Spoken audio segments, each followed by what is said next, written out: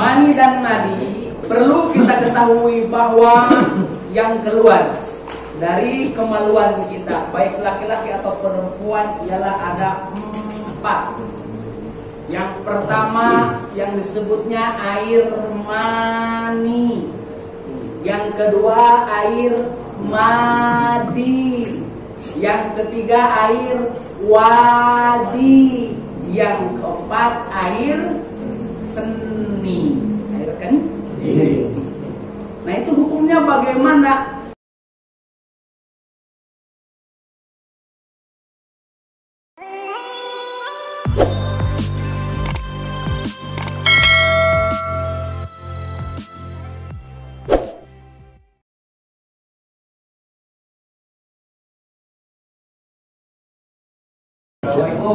Waalaikumsalam warahmatullahi wabarakatuh. Pak Ustaz, mau nanya lain bidang? Bila Pak Mas? Silakan. Mau nanya tentang mani dan madi. Perbedaan itu apa Ustaz? Dan najisnya yang mana? Mani dan madi. Iya. Apa lagi? Udah. Mani dan madi. Nah, dibahas ke level. Mani dan madi termasuk adalah salah satu atau buah cairan yang keluar daripada kemaluan laki-laki ataupun perempuan. Perlu kita ketahui bahwa yang keluar dari kemaluan kita, baik laki-laki atau perempuan, ialah ada 4. Yang pertama yang disebutnya air mani. Yang kedua air madi. Yang ketiga air wadi. Yang keempat air seni. Air kan? Nah, itu hukumnya bagaimana? Kata Syekh Nawawi Tanara, kulluhum najisun ilal maniyah. Semuanya itu hukumnya najis terkecuali sperma. Berarti sperma hukumnya suci. Apa? Sperma hukumnya suci. Berarti yang 3 hukumnya najis. Lalu bagaimana ini yang 3? Yang 3 ini 1 derajat. Pada najis dalam artian ketika keluar yang 3 badan tidak wajib mandi, tapi pakaian wajib dicuci. Karena najis. Beda dengan sperma. Sperma badan wajib mandi, pakaian nggak wajib dicuci. Karena apa? Sperma hukumnya suci. Contoh, ketika orang sholat, sebelum sholat kebetulan ini sholatnya di pinggir di musola Baitur Rahmah, pinggir jendela itu persis jalan. Ya, anak muda merenung sholatnya. Anak muda masa puber, ketika itu lagi sholat tiba-tiba ada bencong ngalewat.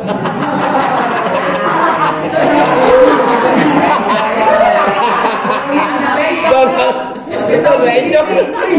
Bencong itu pakaiannya seksi.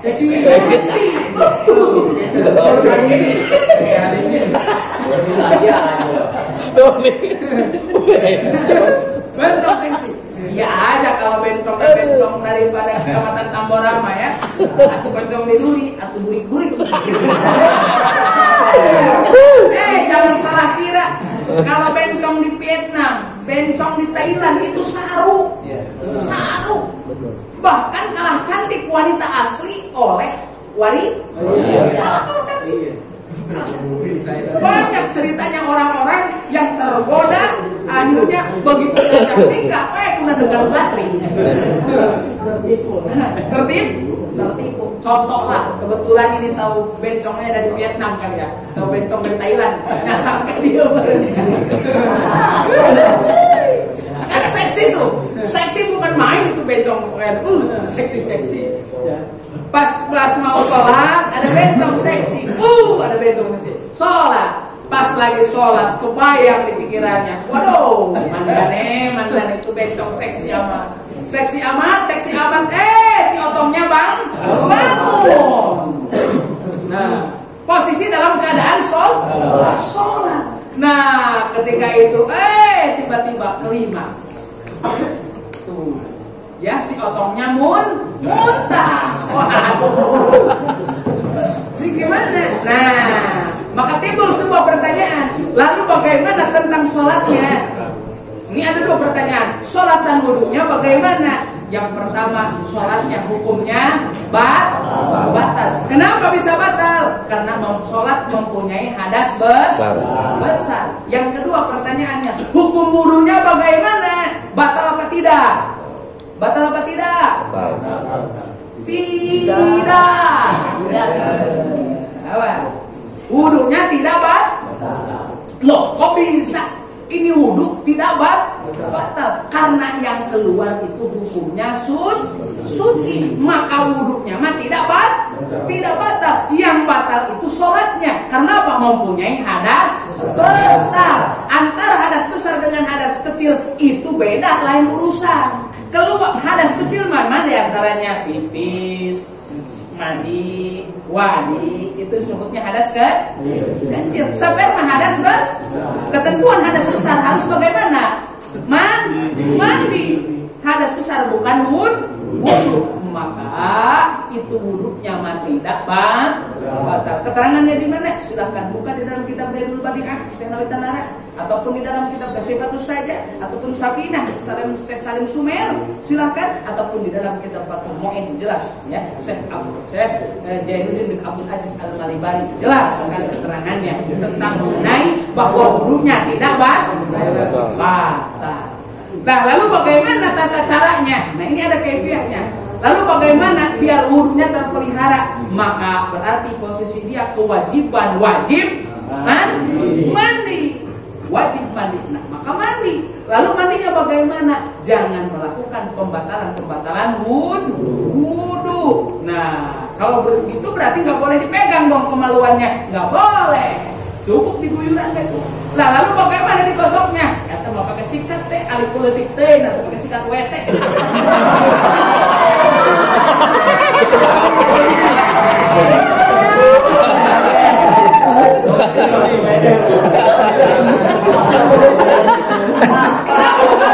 Nggak boleh dipanggang, nggak boleh disentuh.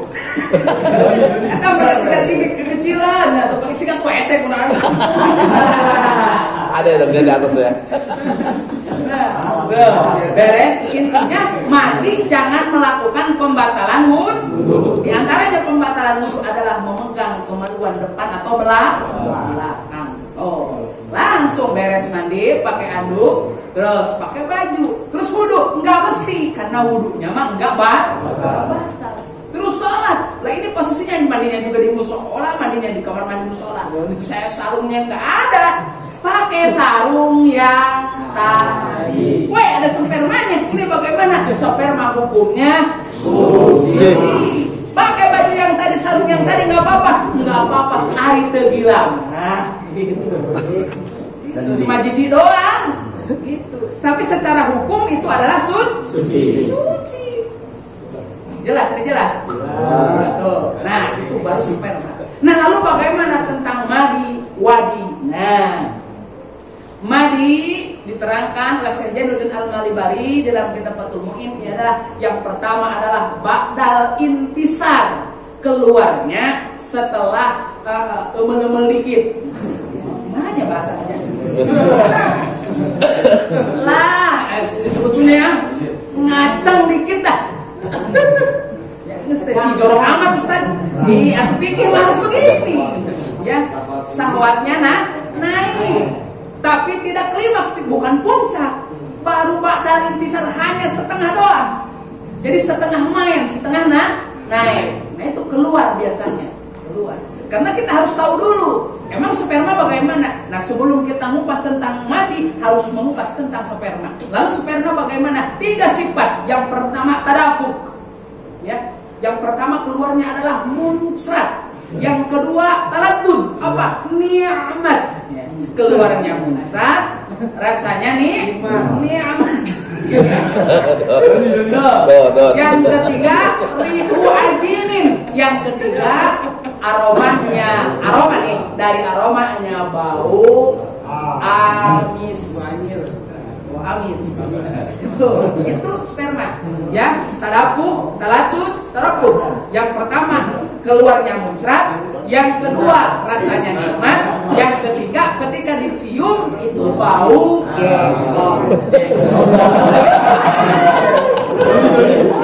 panas tuh ya. Karena ada keluarnya muncrat. Gimana keluarnya muncrat bila tadapuh bila taladut? Keluarnya muncrat, tapi sakit rasanya, tidak nikmat. Ada. Contohnya bagaimana? Memaksakan kehendak. Buku awak kerja apa nyari awak. Maksa udah ada rumahnya anak-anak. Nah, kita keluarnya sendiri enggak nikmat. Badan biasa lagi kurang fit, maksa naik. Waduh, udah ada enggak? Jangan naik ring dah. Tinjunya nanti kalah. Ya, jangan maksain naik ring, tinjunya nanti kalah. Nah itu keluarnya KO, sakit KO. Dia punya herbal ya. Jadi kita harus tahu sifat sperma seperti apa ya. Jadi yang pertama, bila mana muncrat tapi tidak sakit, tapi sakit tidak nikmat, tetap bila mana muncrat itu dikategorikan sperma. Yang kedua, kadang ada rasanya menikmat tapi keluarnya leketei. Itu muncrat. Tapi nikmat. Posisi bagaimana? Sama, kondisi dalam keadaan kurang fit, memaksakan diri, kecapean, yang disebut mani encer, sperma encer. Tuh, ya nikmat keluarnya, hentak karena nggak kenceng, nggak ada dorongan. Jadi leketei. Itu bagaimana? Masih sperma. Nah, bila mana tidak muncrat, tidak nikmat, dipegang basah, itu yang disebut air mani. Maka sebelum ngejelasin mani harus tahu mani dulu. Karena mani mah itu dalam cara temak sesa daripada air sperma. Nanti itu bagian yang kedua. Jadi kalau kita paham sperma, sperma seperti itu, muncrat, nikmat, bau amis. Muncrat nggak nikmat, bau amis, masih sperma. Nggak muncrat tapi nikmat, masih air sperma. Nah, bila mana muncrat nikmat tapi fase keluar, nah itulah disebut air mani. Terus bagaimana hukumnya? Najis. Terus badannya gimana? Badan tidak wajib mandi, pakaian dan kemaluan wajib dicuci. Jelas? Itu air mani. Satu lagi, wadi. Apa itu air wadi? Air wadi itu ya kata Syekh Jainuddin Al-Nalibari disebutin aqibal bauli, yang keluar mengiringi setelah kita pipis. Nih, kita pipis. Ini ya, pegang. Pipis. Beres pipis nih, beres pipis. Begitu kita bangun nih. Ketika kita rebah, kita mau bangun aja. Nah, itu kalau kita pegang ya, menurut satu riset dicek itu agak beda dengan air kencing. Air kencing itu lebih cair, dia mah kayak kental dikit. Agak kental. Air wadi itu adanya cuma sedikit. Kapan adanya? Yang manakala dia kencingnya tidak sempurna, itu diiringi yang terakhir. Kadang-kadang kita udah pipis, cebok, begitu kita bangun, nah itulah air wadi. Lalu bagaimana hukumnya? Najis. Masa kita sholat aja? Bagaimana? Bagaimana hukumnya? Atau nggak sah sholatnya karena bawa-bawa najis. Nah ini penting kita kaji, harus tahu sperma seperti apa, mani seperti apa, wadi seperti apa. Air kencing us payah dengan kabehnya udah begitu. Air kencing Tapi air yang 3 itu jarang yang mengetahui kalau bukan orang yang suka ngaji. Itu ngaji ngomongnya bukan tilu ya. Yang mau ngeunah gue bukan gitu doang yang mau ngeunah doang. Gurih-gurih nyoy dan rasanya ya. Itu ternyata itulah tadi sperma yang seperti itu ya. Maka yang keluar dari kemaluan kita ada 4. 1 sperma, 1 mani, 2 madi, yang ketiga wadi, yang ketiga air seni. Itu kulluhum najisun ilal maniyah, semuanya najis terkecuali air mani atau sperma. Nah, maka nih, maaf, jawab yang jujur. Kalau orang Jawa kemaluan perempuan dipanggilnya apa? Jorok. Nah, itu bukan jorok. Bukan, itu bagus, agamis. Kenapa? Itu segot jamak dari mufrad lafaz torikun. Torikun mufrad, torikoni tasniyah, turukun segot jamak. Torikun 1 jalan, torikoni 2 jalan, turukun beberapa jalan. Maka wajar punya perempuan disebutnya turuk. Nah, kata orang Jawa itu bukan jorok, beberapa jalan. Karena apa? Sperma keluar dari situ, madi keluar dari situ, wadi keluar dari situ, air kencing keluar dari situ, anak kita keluar dari situ. Bahkan Pak Kumis nanti pulang dari sini mau ke situ.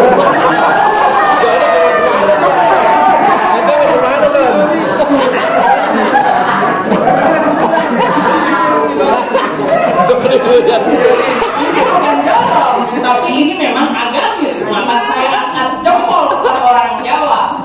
Maluan perempuan disebut turuk itu agamis. Anu tengah kayak orang pulau. Nah, kalau kita orang Jawa orang pulau, bukan jelas ya? Jelas. Mungkin pertanyaan udah terlalu banyak, cukup 1 tapi ini melebar. Cukup sampai di sini saja ya.